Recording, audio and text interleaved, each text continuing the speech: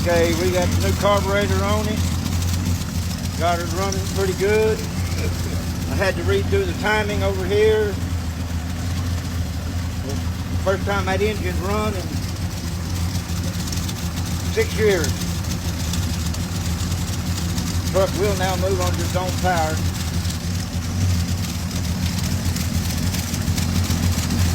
Now comes the time we're gonna, here in a few days, maybe pull this engine out and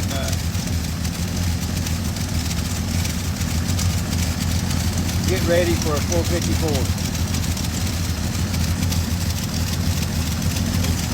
Wanted to make sure this engine run and would run, and that way we can show that it runs and sell the motor to somebody that wants a 6-cylinder.